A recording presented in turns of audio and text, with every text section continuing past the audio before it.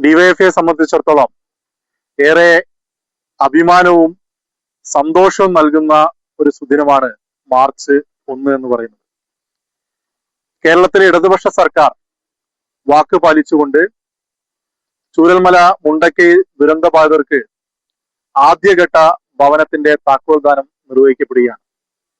കേരളത്തിന്റെ ബഹുമാനപ്പെട്ട മുഖ്യമന്ത്രി ശ്രീ പിണറായി വിജയൻ അവറുകളാണ് പ്രസ്തുത പരിപാടി താക്കോൽ നൽകിക്കൊണ്ട് നിർവഹിക്കപ്പെടുന്നത്. ഡിവൈഎഫ്ഐ ദുരന്തമുണ്ടായ ആദ്യ നിമിഷം മുതൽ നിരവധിയായിട്ടുള്ള ദുരന്ത നിവാരണ പ്രവർത്തനത്തിൽ പങ്കാളിയാവുകയും ആദ്യഘട്ടത്തിൽ ദുരന്തമുണ്ടായ സ്ഥലത്തേക്ക് അവിടെ ദുരന്ത നിവാരണ പ്രവർത്തനവുമായി ബന്ധപ്പെട്ട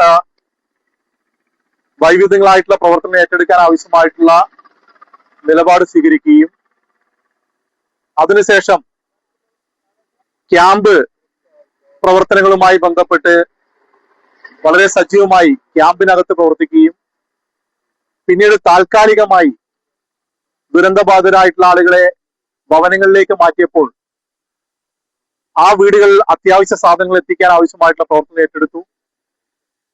പിന്നീട് നിരന്തരമായി ദുരന്തബാധിതരോടൊപ്പം ചേർന്ന് നിൽക്കുന്ന സമീപനമാണ് ഡിവൈഎഫ്ഐ സ്വീകരിച്ചത്.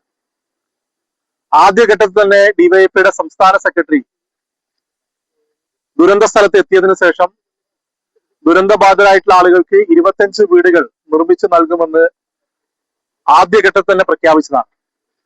ആ പ്രഖ്യാപനത്തിന്റെ ഭാഗമായി കേരളത്തിലെ ഡിവൈഎഫ്ഐ പ്രവർത്തകർ ചൂരൽമല മുണ്ടക്കൈ ദുരന്തബാധിതർക്ക് ആവശ്യമായിട്ടുള്ള ഭവനം നിർമ്മിക്കുന്നതിന് വേണ്ടി കേരള സമൂഹത്തിലേക്ക് ഇറങ്ങിച്ചെന്നുകൊണ്ട് ഇതിനാവശ്യമായിട്ടുള്ള ഫണ്ട് ശേഖരിക്കുന്നതിന് വിവിധ തൊഴിലിൽ ഏർപ്പെട്ടാണ് ഫണ്ട് ശേഖരിക്കുന്ന സാഹചര്യം ഉണ്ടായിട്ടുള്ളത്.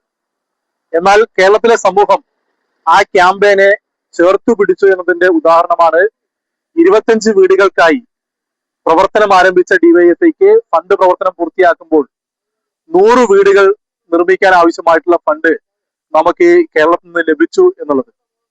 അതിന്റെ ഭാഗമായി 25 വീടുകളായിരുന്നു ഡിവൈഎഫ്ഐ ആദ്യം വാഗ്ദാനം ചെയ്തതെങ്കിൽ നമുക്ക് ലഭ്യമായിട്ടുള്ള പണം ഉപയോഗിച്ചുകൊണ്ട് 20 കോടി രൂപ ഈ ദുരന്ത നിവാരണത്തിന്റെ ഭാഗമായി ഭവനം നിർമ്മിക്കുന്നതിന് വേണ്ടി അതിന്റെ ഭവന നിർമ്മാണവുമായി ബന്ധപ്പെട്ട സംവിധാനത്തിന് ഡിവൈഎഫ്ഐ എന്ന നിലയ്ക്ക് നൽകുകയും 100 വീടുകൾ നിർമ്മിക്കാൻ ആവശ്യമായിട്ടുള്ള സാമ്പത്തികമായി അത് മാറുകയും ചെയ്തു എന്നുള്ളതാണ്.